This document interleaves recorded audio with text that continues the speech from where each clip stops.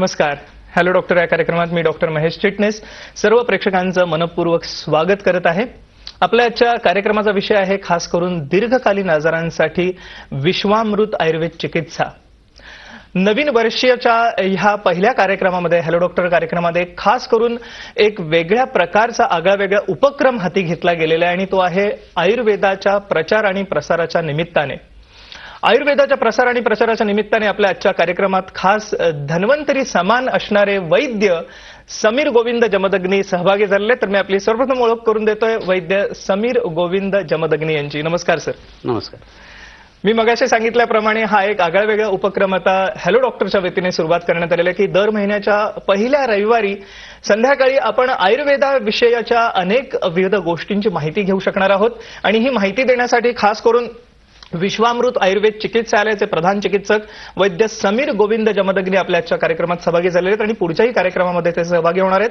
मी मगाशी सांगितल्याप्रमाणे वैद्य समीर गोविंद जमदग्नी यांनी आपल्या आयुर्वेदातलं प्रशिक्षण टिळक आयुर्वेद महाविद्यालय या ठिकाणून संपूर्ण केलं. या ठिकाणी त्यांनी आयुर्वेदाचार्य आणि आयुर्विद्या पारंगत अशा दोन्ही पदव्या संपादन केलेल्या आहेत.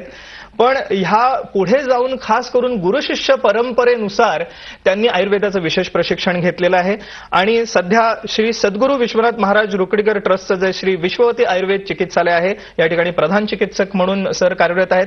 याशिवाय बार्शी येथील Nargis Dutt memorial cancer hospital व रिसर्च सेंटरमधील आयुर्वेद विभागात प्रधान चिकित्सक आहेत. अष्टांग आयुर्वेद महाविद्यालयामध्ये मानद चिकित्सक म्हणून सर कार्यरत आहेत. मोहिन तारा हॉस्पिटल पुणे येथे मानद चिकित्सक म्हणून कार्यरत आहेत. आणि हे करत असताना अर्थातच सगळ्यात महत्त्वाचं कार्य जे सरांनी हाती घेतलेले गेल्या 30 वर्षांहून अधिक काळ ते आहे आयुर्वेदाच्या प्रसार आणि प्रचाराचं. आणि म्हणूनच गुरुशिष्य परंपरेनुसार दरवर्षी सरांकडे 200हून अधिक विद्यार्थी प्रशिक्षण घेण्यासाठी येत असतात. आणि मला अभिमानाने सांगावंसं वाटतं की गेल्या 30 वर्षाच्या प्रदीर्घ कालावधीमध्ये 25,000हून अधिक विद्यार्थ्यांनी प्रशिक्षण वैद्य समीर गोविंद जमदग्नी यांच्या मार्गदर्शनाने घेतलेलं आहे. आणि संपूर्ण भारतभरात आणि परदेशामध्ये आता हे विद्यार्थी किंवा हा विश्व परिवार पसरलेला आहे आयुर्वेदाच्या प्रसार आणि प्रचारासाठी. सर पुन्हा एकदा स्वागत कार्यक्रमात आपलं. हा एक विशेष उपक्रम आयुर्वेदाच्या प्रचार आणि प्रसाराच्या निमित्ताने आपण करत आहोत हॅलो डॉक्टर कार्यक्रमामध्ये की ज्याच्यामध्ये खास करून विविध आजारांची आणि त्यावर असणाऱ्या आयुर्वेदिक चिकित्सांची आपण माहिती घेणारच आहोत.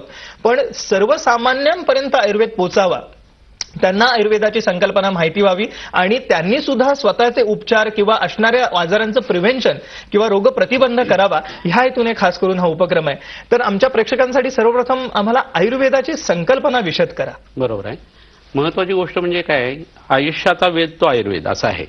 त्यामुळं आयुष्याच्या कोणत्याही किनाऱ्यावरती आपण जर गेलो तरी आयुर्वेद हा तिथं प्रत्येक वेळेला तुमच्या सोबतीला असणार आहे. फक्त जिवंत असताना असणार आहे असंही नाहीये. मृत्यूनंतर सुद्धा त्या गोष्टी आहेत त्याच्यासाठी तुमची वागणूक कशी असावी हा अस्वस्थ वृत्तातला एक भाग आयुर्वेदाने सांगून ठेवलेला आहे. संकल्पना जर म्हणायची झाली तर दोष धातू मल हे 3 जे घटक आहेत शरीराचे त्याच्यावरती आपल्या संपूर्ण शरीराचा भार हा अवलंबून आहे. आणि त्रिदोषवाद ही आयुर्वेदातली प्रधान संकल्पना आहे. प्रत्येक माणूस हा पुरुषम विक्ष अशा पद्धतीने आयुर्वेदात बघितला जातो. एकाच औषध दुसऱ्याला उपयोगी पडेल असं नाही. परंतु तरी सुद्धा दिनचर्या, ऋतुचर्या, रात्रीचर्या अशा काही चर्या सांगितलेल्या आहेत की ज्या सगळ्या लोकांना एक समाजछेदाने उपयोगी पडू शकतात. ही सगळ्यात महत्त्वाची घटना जर माणसाने लक्षात घेतली तर त्याचं आरोग्य चांगलं राहण्यासाठी आणि त्याची आध्यात्मिक उन्नती होण्यासाठी त्यांनी खाणं पिणं वागणं कसं ठेवायला पाहिजे, केव्हा झोपायला पाहिजे, केव्हा उठायला पाहिजे या सगळ्या गोष्टींचा उहापोह आयुर्वेदाने खूप बारकाव्याने केलेला आहे. त्यामुळे या शास्त्राचा ह्या पद्धतीने विचार होणं गरजेचं आहे. नंतर मग शमन चिकित्सा किंवा शोधन चिकित्सा ही आयुर्वेदाने सांगून ठेवलेली आहे. आजार बरा होण्यासाठी औषधं देणं आणि पंचकर्माचा वापर करणं हा दुसरा एक संकल्पनेचा महत्वाचा पैलू जो आहे तो आपण लक्षात घ्यायला पाहिजे. सर आपण हे आता एक फार महत्वाची गोष्ट सांगितली की केवळ ह्या जन्मात नव्हे तर मृत्यूनंतर सुद्धा कशी आपल्याला मोक्षप्राप्ती होईल ह्यासाठी आयुर्वेदाने स्वस्थ वृत्तामध्ये काही आचरण सांगितलेलं आहे. हा एक भाग होता. पण महत्वाची गोष्ट सर की आपण गुरुशिष्य परंपरेनुसार अनेक विद्यार्थ्यांना प्रशिक्षण देतात आणि त्याच्यात केवळ आयुर्वेद नाही तर अध्यात्माची गोडी सुद्धा ह्या सर्व विद्यार्थ्यांना लावली जाते. आणि मला आवर्जून सांगावंसं वाटतं की विश्वामृत आयुर्वेद चिकित्सालय ज्या ठिकाणी आपण आयुर्वेद पंचकर्म ह्याची या ठिकाणी चिकित्सा होतेच पण ह्याच्या व्यतिरिक्त पुढे जाऊन सर्वसामान्यांना सुद्धा आयुर्वेदाचं ज्ञान मिळावं यासाठी आपण सतत लेक्चर्स घेत असता, प्रशिक्षण देत असता. विश्वामृत आयुर्वेद ही काय संकल्पना आहे? ही आयुर्वेदापेक्षा वेगळी आहे का? तसं एकदम म्हणता येणार नाही, कारण आयुर्वेदाचा भाग हा योगाशी संबंधित आहे. परंतु योगाचे माझे सद्गुरू मला वेगळे लाभले आणि आयुर्वेदाचे वेगळे मिळाले. माननीय माधवनाथ कोल्हटकर जे आहेत ते आणि बागेवर वैद्य जे आहेत, बागेवर शास्त्री, आणि तिसरे विलास नानल, हे 3 माझे आयुर्वेदातले गुरु आहेत. आणि परमपूज्य सद्गुरू दादा महाराज सांगवडेकर हे माझे अध्यात्मातले गुरु आहेत. तर ह्या दोघांचा आपल्या आयुष्यावरती जो झालेला परिणाम आहे तो लक्षात घेऊन विश्वामृत ही कल्पना जी आहे ती आम्ही राबवलेली आहे. ओके, आपण या ठिकाणी लॅपटॉपवरती बघूया की श्री सद्गुरू परंपरेची या ठिकाणी काही चित्र आहेत जे आपण थ्रू लॅपटॉप बघूया आता, की ही जी सद्गुरू परंपरा आहे. सर काय सांगता येईल विषय आपल्याला? ही परंपरा जी आहे ती माऊलीपासून सुरू झालेली आहे, ज्ञानेश्वर माऊलीपासून. आणि परंपरेतल्या सगळ्या मोठ्या सत्पुरुषांचे जे फोटो आहेत ते त्याच्यामध्ये दाखवलेले आहेत. हे विश्वनाथ महाराज रुकडीकर यांच्यापासून आमची परंपरा, म्हणजे परात्पर सद्गुरू असं म्हणता येईल त्यांना, आणि त्यांच्या कृपाशीर्वादाने आता हा विश्व परिवार जो आहे तो फोपावलेला आहे. ओके, हे माझे सद्गुरू आणि मी वारीला जेव्हा गेलेलो होतो त्याचा हा एकत्रित फोटो मला मिळालेला आहे. हे विश्व पंढरीमधलं आमचं देऊळ आहे, जिथं आतमध्ये अनेक समाध्या आहेत आणि त्यांची रोज पूजा अर्चा होते. याच्या पंचक्रोशीमध्येच तिथं आमचं आयुर्वेदिक हॉस्पिटल सुद्धा आहे. ओके, हे मुनींद्र चरकाचार्य आहेत, त्यांचा हा फोटो आहे. हे सुश्रुताचार्य आहेत. ट्रीटमेंटसाठी बरेच श्रेष्ठी आमच्याकडे यायचे, त्यापैकी प्रतिभाताई पाटील आणि त्यांचे सुपुत्र या दोघांची ट्रीटमेंट आम्ही केलेली होती, त्याचे हे फोटो आहेत. हे काशीचे शंकराचार्य जे आहेत कोल्हापूरचे, त्यांची नाडी परीक्षा करतानाचा हा फोटो आहे. हे जंगमवाडीचे शंकराचार्य आहेत, त्यांचा हा फोटो आहे. हे औसेकर महाराज आहेत औस्याचे, ते ट्रीटमेंटसाठी आपल्याकडे आलेले होते. हे अक्षरधाम पीठाचे जे सत्पुरुष आहेत त्यांचा हा फोटो आहे. हे दवाखान्याचा आपला लोगो आहे. हा दवाखान्याचा हा एंट्रन्स आहे. हे औषध देण्याची या ठिकाणी औषध परीक्षण आणि त्याचप्रमाणे की या ठिकाणी औषधं उपलब्ध करून दिली जातात. विविध प्रकारची औषधं आज निर्मिती केली जाते विश्वामृत परिवारातर्फे आणि ह्याचा लाभ जरूर आपण सगळे घेऊ शकता. आपण मगाशी सर सांगितलं त्याप्रमाणे अध्यात्म आणि आयुर्वेद यांची सांगड घालून आज विश्वामृत आयुर्वेदाची संकल्पना निर्माण केलेली आहे आणि अनेक दीर्घकालीन आजारांसाठी किंवा अनेक म्हणूया की जे ॲलोपॅथीमध्ये ट्रीटेबल डिसीज नाही आहेत किंवा ज्याला अनट्रीटेबल डिसीज म्हटलं तर अशाही आजारांसाठी आज आयुर्वेद आशेचा किरण आहे किंवा विश्वामृत आयुर्वेद हा आशेचा किरण आहे असं म्हणायला हरकत नाही. एकंदरीतच जेव्हा रुग्ण आपल्याकडे येतात विश्वामृत चिकित्सालयामध्ये तेव्हा कशा रीतीने त्यांचं निदान परीक्षण केलं जातं आणि उपचार पद्धती ठरवली जाते? कसं होतं की आयुर्वेदाचं निदान किंवा वैद्याचं निदान हे डॉक्टरांच्या निदानापेक्षा खूप वेगळं असू शकतं. बऱ्याच वेळा ॲक्यूट मायलॉइड ल्युकेमियाचा पेशंट असतो आणि रक्ताचा कॅन्सर असं त्याचं निदान झालेलं असतं, पण आयुर्वेदानुसार तो शीतपुरो ज्वर असा सुद्धा आजार असू शकतो. त्यामुळे आम्ही पहिल्यांदा काय करतो की रुग्णाला तपासत असताना त्याचं पहिल्यांदा आयुर्वेदीय पद्धतीने परीक्षण केलं जातं. दर्शन स्पर्शन प्रश्न ही परीक्षा येतात रोगींना या पद्धतीने, कारण रिपोर्ट बघून जर आपण ते निदान ठरवायला लागलो तर आधुनिक शास्त्राचा पगडा जो आहे तो वैद्याच्या बुद्धीवरती भारी होतो आणि त्याच्या निदानामध्ये चुका होऊ शकतात. हे एक खूप चांगलं उदाहरण मला सांगावं वाटतं. समजा एखाद्या व्यक्तीला मूत्राशमरी किंवा मूतखडा झालेला आहे तर तो रुग्ण आपल्याकडे सोनोग्राफीचे रिपोर्ट घेऊन येतो आणि वैद्य ते बघून त्याच्यानुसार काहीतरी चंद्रप्रभा किंवा औषधादी गुगुल वरुणादी काढा असे औषध देतो आणि मग नेमकं इथंच चुकतं. कारण आयुर्वेदानुसार जर त्याचं परीक्षण केलं असतं त्या वैद्यांनी तर त्याच्या शौचाच्या मार्गामध्ये एक कफाचा मूळव्याधीचा आजार असतो, त्याला कफज मूळव्याध असं म्हणतात किंवा कफज अर्श असं म्हणतात. आणि त्याच्या लक्षणामध्ये आयुर्वेदामध्ये अश्मरी हे लक्षण सांगितलं आहे, म्हणजे मूळ जो आजार आहे तो कफज अर्श असा आहे. आणि जर सोनोग्राफीचे रिपोर्ट बघून किंवा डॉक्टरांनी सांगितले म्हणून जर वैद्यांनी निदान करून जर औषध दिली तर तो मूतखडा हालत सुद्धा नाही तिथून त्या औषधाने. त्याला कफज अर्शाची ट्रीटमेंट करायला लागते. ती केली की कफज अर्श सुद्धा कमी होतो आणि अश्मरी सुद्धा बरा होतो. तर ही जी खासियत आहे ही लक्षात घेणं आयुर्वेदाची खूप महत्त्वाची आहे. त्यामुळे BMS झालेला माणूस आणि आयुर्वेदाचार्य याच्यात हा तफावत किंवा फरकाचा मोठा भाग आहे. तर निदानाची जी एक वेगळी शैली आहे आयुर्वेदाची ती वैद्यांनी जोपासणं हे खूप गरजेचं आहे. मला वाटतं हा एक मोलाचा सल्ला आता वैद्य समीर गोविंद जमदग्नी यांनी आपल्याला दिला की आयुर्वेदाच्या मूळ सिद्धांतांवरती आधारित निदान आणि किंवा परीक्षण करून चिकित्सा त्या पद्धतीने केली गेली पाहिजे. आणि म्हणूनच आपण जरूर विश्वामृत आयुर्वेद चिकित्सालयाचे नंबरही आपण आता बघत असाल स्क्रीनवरती, जरूर टिपून घ्या. खास करून दीर्घकालीन आजारांसाठी आज विश्वामृत आयुर्वेद चिकित्सालय एक आशेचा किरण आहे. आपण जरूर या ठिकाणी संपर्क करू शकता. आपल्याला आयुर्वेदाविषयी जर का अधिक काही माहिती हवी असेल तर. पण आपण या आयुर्वेदाविषयी आजच्या कार्यक्रमात पुढे अधिक जाणून घेणार आहोत एका छोट्याशा विश्रांतीनंतर. नमस्कार, हॅलो डॉक्टर या कार्यक्रमात पुन्हा एकदा सर्वांचं स्वागत. आपल्या ठिकाणी चर्चा सुरू होती खास करून दीर्घकालीन आजारांसाठी असणारी विश्वामृत आयुर्वेद चिकित्सा.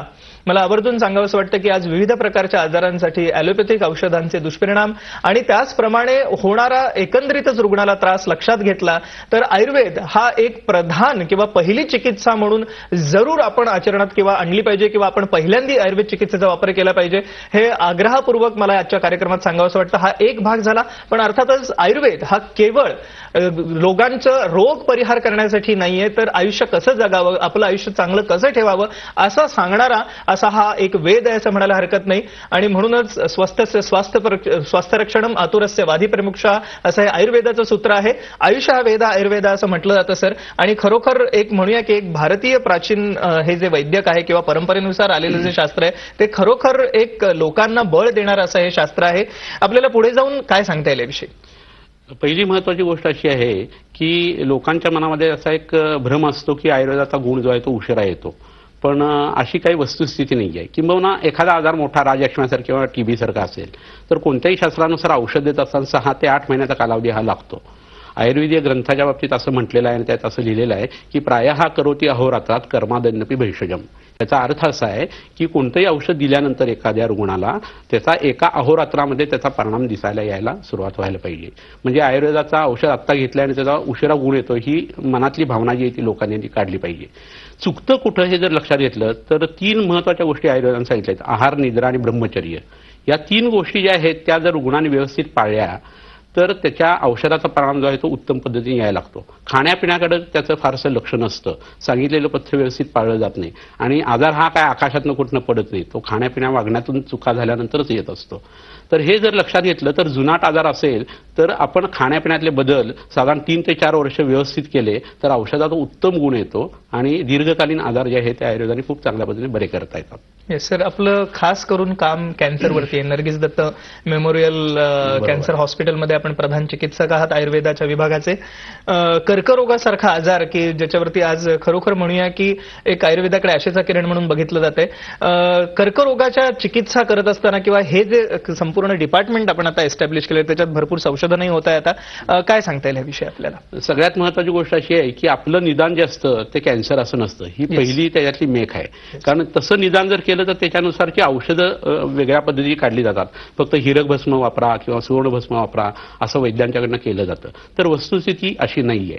प्रत्येक रुग्ण आपल्याकडे जो आलेला आहे तो एखादी समजा स्त्री आहे आणि ती ब्रेस्ट कॅन्सरने पीडित आहे आणि दुसरी तशीच त्याच वयाची जर दुसरी स्त्री आली तर त्याचं निदान जे आहे ते ब्रेस्ट कॅन्सर असं आधुनिक शास्त्रात असलं तरी आयुर्वेदात असेल असं नाहीये. म्हणजे तो आजार घडताना जी संप्राप्ती किंवा पॅथॉलॉजी घडलेली आहे त्याचा आधी पूर्ण विचार करणं हे वैद्याचं कर्तव्य असतं. ते जर व्यवस्थित झालं तर मग पुढची उत्तरं सोपी असतात. त्यामुळे कोणतीही पूरग्रह दूषित अशी वृत्ती न ठेवता वैद्यांनी निदान करणं हे शिकायला पाहिजे आणि तसं केलं तर हे आजार जे आहेत ते जेवढे भयानक वाटतात तेवढे असंच नसतात असा आमचा अनुभव आहे. आणि हा जो भाग आहे तो आम्ही नर्गिस दत्त हॉस्पिटलमध्ये मोठ्या प्रमाणात वापरतोय. येस, आज विश्व परिवार संपूर्ण देशात आणि परदेशातही पसरलेले अनेक प्रशिक्षणार्थी आपल्याकडे येत असतात. गुरु शिष्य परंपरेविषयी मला जाणून घ्यायला आवडेल कार्यक्रमात पुढे, पण आता आपण आजारांची चर्चा करत होतो म्हणून खास करून आपल्या चिकित्सालयामध्ये कॅन्सर बरोबरच इतर कुठल्या खास आजारांवरती काही संशोधन झालेलं आहे? बरोबर आहे. जेव्हा प्रॅक्टिस सुरू केलं त्यावेळेला आमच्या हे लक्षात आलं की ठराविक पद्धतीचे पेशंट रिपीट होतात आणि त्यांच्यासाठी गरज आयुर्वेदाची जास्ती आहे आणि तो आयुर्वेद ती फुलफिल करू शकतो. याचं कारण असं की ठराविक पद्धतीचे पेशंट रिपीट होत आहेत याचाच अर्थ त्यांना इतर ठिकाणी गुण मिळत नाहीये असा त्याचा अर्थ होतो. आणि म्हणून ती लिस्ट आम्ही ज्यावेळेला तयार करायला सुरुवात केली तेव्हा आमच्या असं लक्षात आलं की पाठीच्या मणक्याशी संबंधित आजार भरपूर मोठ्या प्रमाणावरती आहेत. संधिवाताचा त्रास आहे, आमवाताचा त्रास आहे, गुडघेदुखी आहे, कॅन्सरसारखे रुग्ण आहेत, एड्स सारखे जे आहेत HIV पॉझिटिव्ह असलेले लोक आणि एड्स झालेले लोक जे आहेत ते त्याच्यानंतर उन्माद किंवा अपस्मारासारखे मनाच्या संबंधाने जे आजार आहेत त्याच्याविषयी सुद्धा काम करणं हे जास्ती गरजेचं आहे. पोटाशी संबंधित तक्रारी तर आता तरुण वयापासून आपल्याला जाणवतात आणि त्याचा परिणाम जो आहे, पोट बिघडलं की आयुर्वेदाने असं सांगितलं की नाभीचक्र बिघडलं की त्याची जी आख आहे ती म्हणजे हृदय आहे आणि हृदयावरती त्याचा वाईट परिणाम येतो. त्यामुळे तरुण मुलांच्यामध्ये जंक फूड खाऊन आणि इतर व्यसनं करून पोटाचा आजार झाल्यानंतर त्याचा परिणाम लगेच मधुमेह किंवा हृदरोग असा व्यवहारामध्ये दिसतो. तर असे एक 20-25 आजार आम्ही मुद्दाणून काढून ठेवले आणि त्याच्यावरती जास्ती चांगल्या पद्धतीने संशोधन करायचा प्रयत्न केला. खरं संशोधन हा शब्द चुकीचा आहे. आयुर्वेद जेवढा आहे तेवढा सुद्धा लोक वापरत नाहीत आणि त्या संशोधन करण्याची भाषा करतात. तर हे फारसं योग्य नाहीये. संशोधन झालेलं आहे, फक्त तुम्ही ते वापरायला सुरुवात करायला पाहिजे आणि तीच गोष्ट आम्ही फक्त करायला सुरुवात केली आणि आपोआप त्यातनं स्पेशालिटी जी आहे ती डेव्हलप होत गेली. येस, जरूर. आणि हेच याच्या मागेच हे यश दडलेलं आहे विश्वामृत आयुर्वेद चिकित्सालयाचं. आपण आता कार्यक्रमामध्ये यापुढे जाणून घेणार आहोत की कशा रीतीने आयुर्वेदाचा लाभ सर्वसामान्यांना होऊ शकेल एका छोट्याशा विश्रांतीनंतर. नमस्कार, हॅलो डॉक्टर या कार्यक्रमात पुन्हा एकदा सर्वश्रांचं स्वागत. आपल्या ठिकाणी चर्चा सुरू आहे ती खास करून दीर्घकालीन आजारांसाठी असणाऱ्या विश्वामृत आयुर्वेद चिकित्सेबद्दल.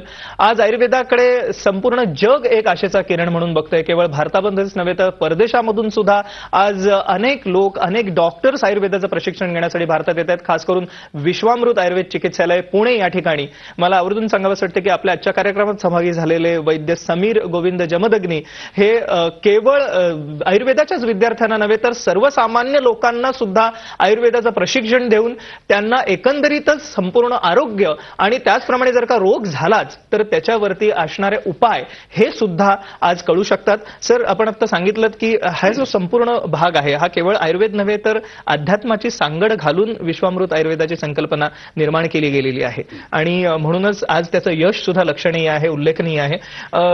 काय सांगता येईल, अध्यात्म आणि आयुर्वेद ह्यांची सांगड कशी घातली जाते? पहिली महत्वाची गोष्ट अशी आहे की आयुर्वेदाचं जे प्रयोजन धरलं जातं की स्वस्थ स्वास्थ्य रक्षणम आतुरस्य विकार प्रशमनच, हे जे आहे ते लौकिक अर्थाने बरोबर आहे, व्यवहाराच्या हिशाने बरोबर आहे. पण ह्याच्यापेक्षा वेगळा एक गर्भित अर्थ किंवा आयुर्वेदाची उत्पत्ती किंवा अवतरण जे झालेलं आहे ते अशासाठी आहे की धर्मार्थ काम मोक्षाणाम आरोग्य मूलमुत्तमम रोगाहा तस्यापहर्तारः श्रेयशो दिवितसच.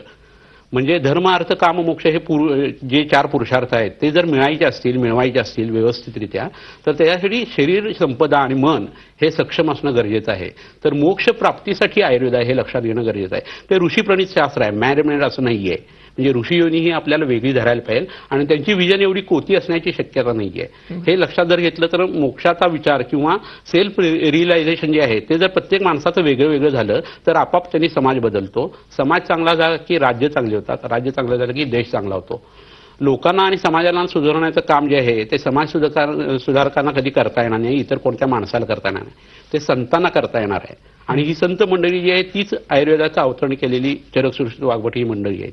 त्यामुळे त्यांचं हे जे आत्ताचं लिखाण पूर्वीचं जे आहे ते आत्ताच्या लोकांनी ह्या पद्धतीने वापरणं गरजेचं आहे. आणि म्हणून आम्ही त्या दोघांची सांगड घालून आयुर्वेद जो आहे तो विद्यार्थ्यांना शिकवतो, सामान्य लोकांना सांगायचा प्रयत्न करतो की जेणेकरून त्यांची लौकिक आणि पारलौकिक अशी उन्नती होऊ शकेल. सर, आपण आषाढीच्या वारीला सुद्धा विद्यार्थ्यांना घेऊन जाता आणि एकंदरीतच हा जो भाग आहे अध्यात्माचा, म्हणजे अध्यात्माची गोडी या विद्यार्थ्यांना लागते. दरवर्षी 200हून अधिक विद्यार्थी प्रशिक्षण घेतात. आज 25,000हून अधिक विद्यार्थी देशात आणि परदेशात पसरलेले आहेत. पण हे जे आहे हा सर्वसामान्यांपर्यंत आपल्याला आयुर्वेद नेण्यासाठी काही संकल्पना आहे का? बरोबर. आता महत्वाची गोष्ट अशी आहे की विद्यार्थी सुद्धा जे शिकायला येतात ते 10+2 पॅटर्नमधनं शिकायला आलेले असतात आणि आयुर्वेदाचं शिक्षण घेत असताना सुद्धा त्यांच्याकडं जे काय प्रत्यक्ष ज्ञान त्यांना मिळणं गरजेचं असतं तसं आयुर्वेदिक मिळतं असं होत नाही. आणि तेवढ्यासाठी त्यांनी वैद्यांच्याकडे जाणं आणि गुरु शिष्य परंपरेने शिकणं हे गरजेचं असतं. ही जी गोष्ट आहे ती सामान्य लोकांना लागू आहे. आता 10वी नंतर आणि 12वी नंतर आयुर्वेदात कोर्स आहे, परंतु ह्याच्या आधीच्या काळामध्ये वैद्याचा मुलगा वैद्य असंच होत होते. तर त्याला वैद्याला कोणत्याही जर शिकायचं असेल तर गुरुकडे जाऊन शिकणं हे सगळ्यात महत्वाचं आहे. आणि प्रत्यक्षाचं ज्ञान जे आहे ते उपरुग्ण परीक्षेनेच मिळू शकतं. एखादं औषध कोणतं जरी बला चूर्ण आहे किंवा बला मूळ वापरायचं असं जर ठरलं तर ती बला वनस्पती कोणती परंपरेने आलेली आहे हे समजणं जास्त गरजेचं आहे आणि ते वैद्याकडे किंवा गुरुकडे जाऊनच समजू शकतं. ही जी कल्पना आहे तीच आम्ही व्यवहारामध्ये सामान्य लोकांसाठी सुद्धा आणलेली आहे. आणि मग त्यांनी वागावं कसं, दिनचर्या कशी ठेवायला पाहिजे किंवा ऋतुचर्या कोणते पाहिजे, रात्रीचर्या कशी असायला पाहिजे, त्यांचं खाणं पिणं वागणं हे कसं असायला पाहिजे याचे नियम करून आम्ही त्यांचे काही कोर्सेस केलेले आहेत आणि त्या पद्धतीने आम्ही लोकांना त्यांचं शिक्षण देत असतो. ओके, आपण आता हे सांगितलं, हा एक अतिशय महत्वाचा भाग आहे की सर्वसामान्यांपर्यंत हा आयुर्वेद पोहोचायला हवाच आणि एकंदरीतच समाजाच्या उन्नतीसाठी हा एक आयुर्वेदाचं एक मोठं योगदान आहे असं म्हणायला हरकत नाही. जाता जाता आमच्या प्रेक्षकांना आपल्याला काय सांगायला आवडेल? महत्वाची गोष्ट अशी आहे की आपली परंपरा आपण जी म्हणतो किंवा प्रतिज्ञा म्हणतो शाळेमध्ये असताना की भारत माझा देश आहे, सारे भारतीय माझे बांधव आहेत आणि त्या परंपरांचा मला अभिमान आहे असं एक वाक्य त्याच्यामध्ये असतं. आता आयुर्वेद ही आपली परंपरा आहे, पण कुठं लोकांना अभिमान फारसा आहे असं दिसत नाहीये. किंवा बऱ्याच इतर पॅथीचे डॉक्टर्स लोक असतात ते आयुर्वेदाकडे साशंकतेने बघतात.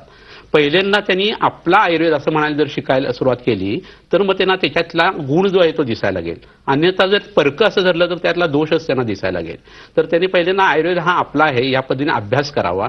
अभ्यास केल्यानंतर मग त्यांच्या असं लक्षात येईल की याच्यामध्ये गुण खूप आहे, गुणवत्ता खूप आहे आणि त्यांच्या पद्धतीने मग जे समजून घेणं आहे ते घेतलं तर ते आणखी 4 लोकांना त्याच्याविषयीची माहिती देऊ शकतात.